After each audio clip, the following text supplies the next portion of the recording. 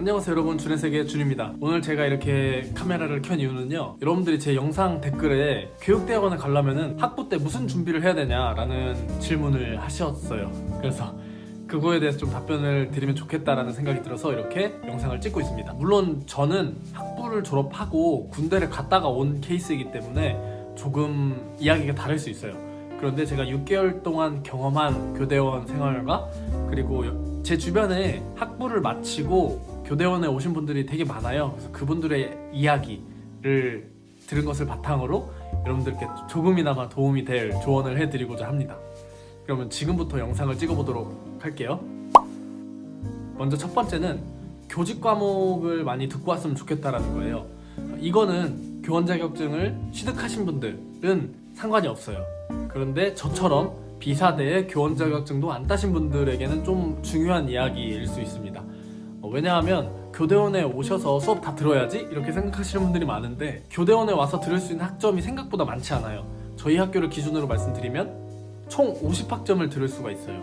근데 교원 자격증을 따시려면은 50학점을 거의 꽉 채워서 들어야지 딸 수 있어요. 이게 왜 힘드냐면, 보통 교대원의 4학기, 5학기는 임용고시 준비를 많이 하신단 말이에요.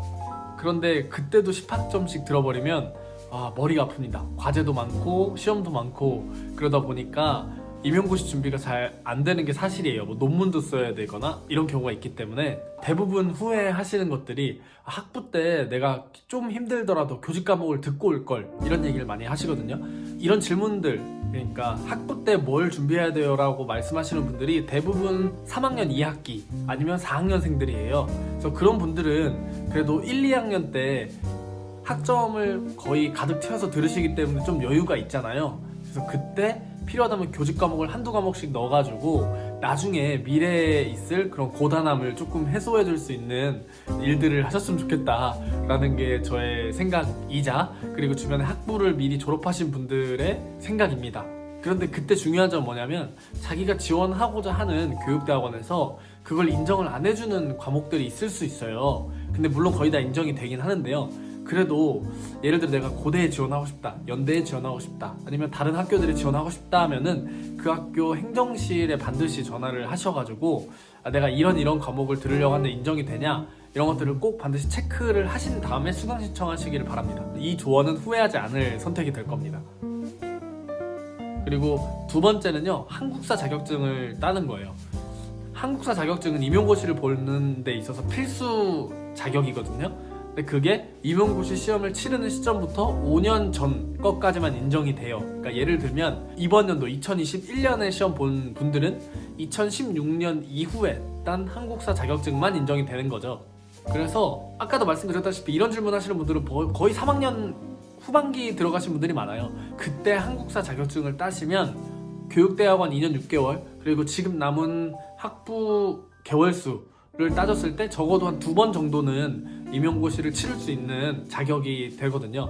그래서 교대원에 와서 그걸 준비를 하시려면은 생각보다 힘들고 어렵기 때문에 반드시 미리 따시는 걸 추천드립니다. 졸업하고 오시면 공부에만 몰두하시는 분들도 있지만 그렇지 않고 대부분 여러 직업들을 가지시면서 병행을 하시거든요.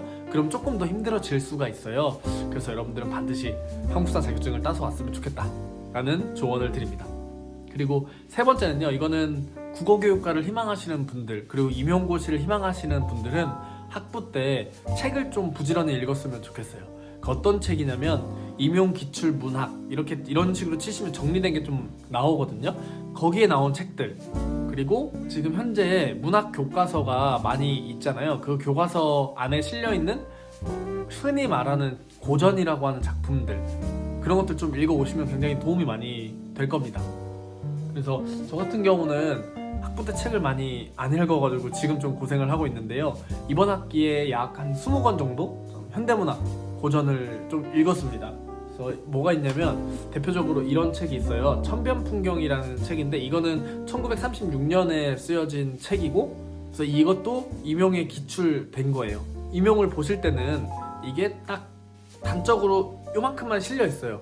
근데 이 전체를 알고 그 부분을 보는 거랑 그냥 단순하게 그 부분만 봐서 문제를 푸는 거 하고는 확연하게 차이가 있거든요.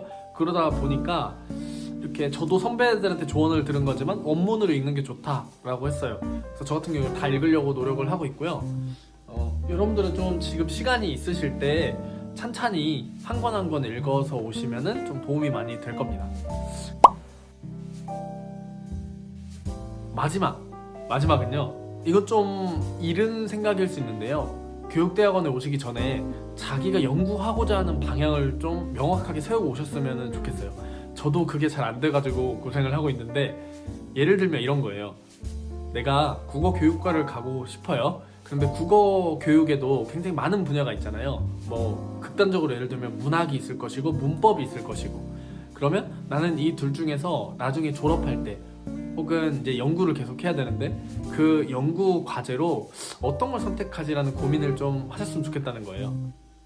그래서 너무 세부적으로 들어갈 필요는 없고요. 나는 뭐 문법이 좋아, 나는 문학이 좋아, 일단 이 정도도 괜찮아요. 그런데 조금 더 하시려면 나는 문학이 좋은데 이 중에서 현대문학이 좀 좋아, 그게 왜 좋아, 거기까지 좀 설정을 하고 오셨으면 좋겠다는 거예요. 그러면 내가 나중에 어느 방향으로 교육대학원에 와서도 수업 설계를 할 수가 있고, 그리고 교수님들도 선택을 해야 돼요. 지도 교수님으로 선택을 해야 되는데 그 교수님께서 하시는 어떤 연구 그리고 논문 주제들이 내가 관심 있는 분야와 잘 맞는지 이런 것도 좀 비교를 해볼 수가 있기 때문에 여러분들이 미리미리 좀 준비하시는 걸 추천을 드립니다. 여기까지는 추천드리는 거였고요. 좀 비추천할 만한 것도 여러분들한테 말씀을 드릴게요. 간혹가다 이런 분들이 있어요. 학부 때 임용 시험을 한번 사이클을 돌려보고 오는 게 좋지 않나. 그러니까 예를 들어서 이런 거예요. 학원에서 강의를 좀 미리 1년 정도 듣고 오면 훨씬 도움이 될 것 같다라고 하시는 분들도 있는데, 도움이 되긴 하겠죠. 근데 좀 시간 낭비인 것 같다? 그리고 나중에 실제 임용고시를 준비할 때 좀 빨리 지칠 수 있다 라는 그런 단점이 있기 때문에 좀 그렇게 막 추천드리지는 않고요. 그래도 내가 시간이나 좀 돈이 많다라고 하시는 분들은 그렇게 해도 나쁘지 않은 것 같습니다. 뭐 두세 번 복습하는 게 나쁘지 않으니까요.